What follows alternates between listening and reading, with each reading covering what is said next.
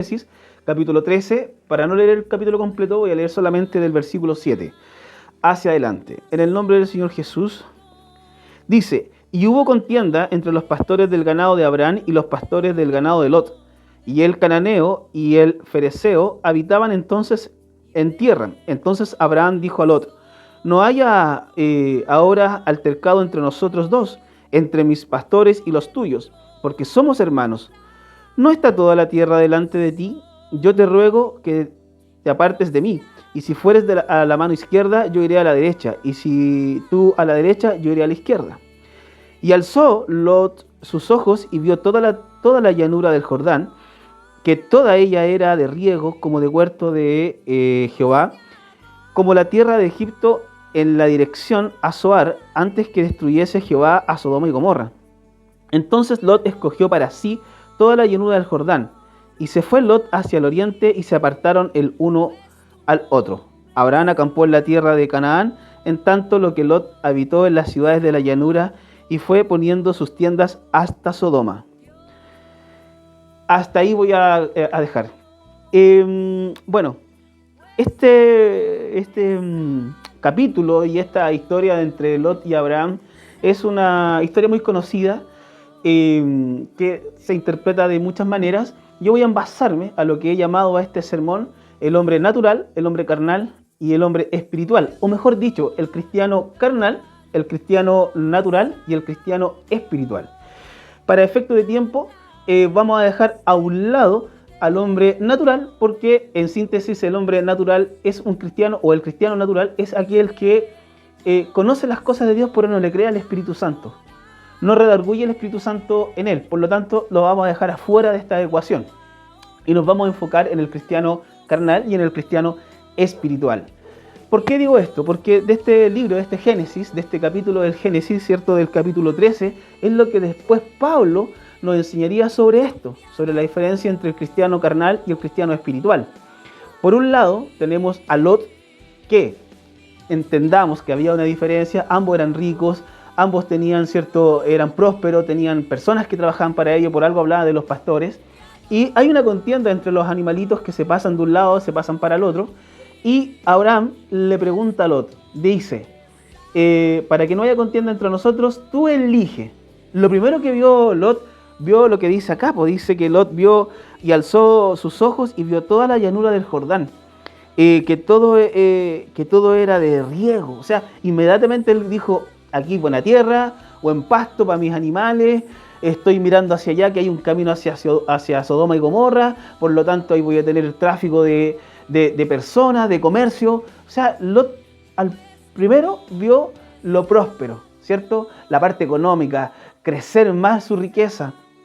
En estos tiempos vemos mucho eso, que hay cristianos que de alguna manera van mirando primero la prosperidad y después van viendo la parte espiritual. ¿Y dónde hago el clic?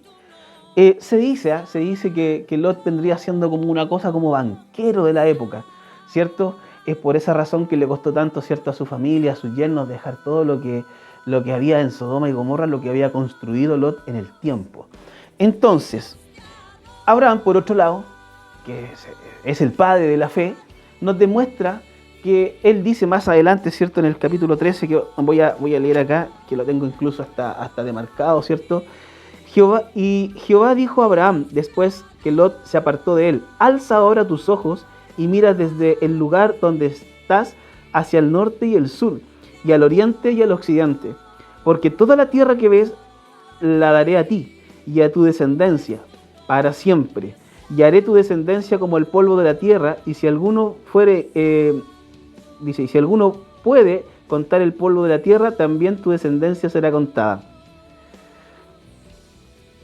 Es impactante lo que pasa aquí, porque de alguna manera el Lot del 2025 es aquel cristiano que de alguna forma cree en el Espíritu Santo, cree en Dios, cree en Jesús, conoce a Dios y el mover de las cosas espirituales, pero en él hay una visión más a la carnalidad.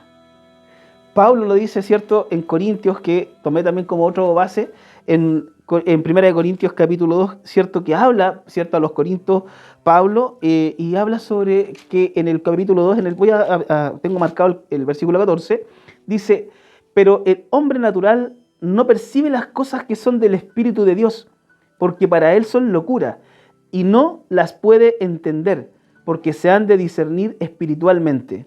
En cambio, el espiritual juzga todas las cosas, pero él no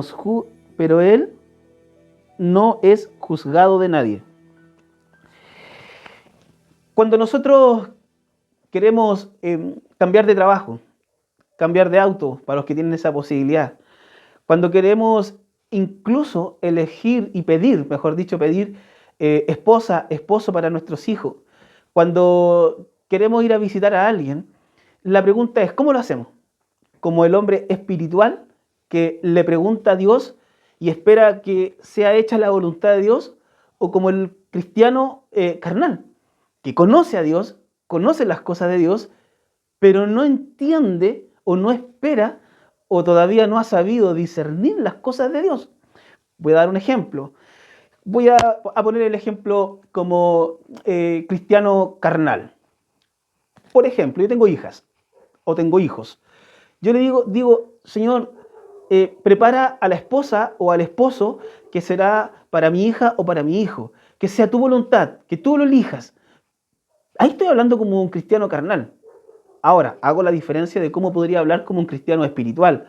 Señor, le pido que usted le dé una esposa o un esposo, estaba hablando para ambas partes, para mi hijo, pero que en él o en ella haya una limpieza espiritual, que no venga con ligaduras, ataduras, que no venga con problemas, con archivos, ¿cierto?, encapsulados en la conciencia o en las profundidades del corazón y del alma, donde después cuando estén casados estalle una situación y esos archivos, como yo digo, se desarchiven y comiencen los problemas para que así, o comiencen, ¿cierto?, a abrirle espacio a Satanás para que rompa ese matrimonio que ha sido de alguna manera bendecido por parte de Dios. ¿Y por qué digo de alguna manera? Porque a veces hay matrimonios que se casan, pero sin la bendición de parte del Espíritu Santo o de parte de Dios, ¿cierto? Entonces, en este tiempo encontramos a cristianos carnales que se juntan en las congregaciones, ven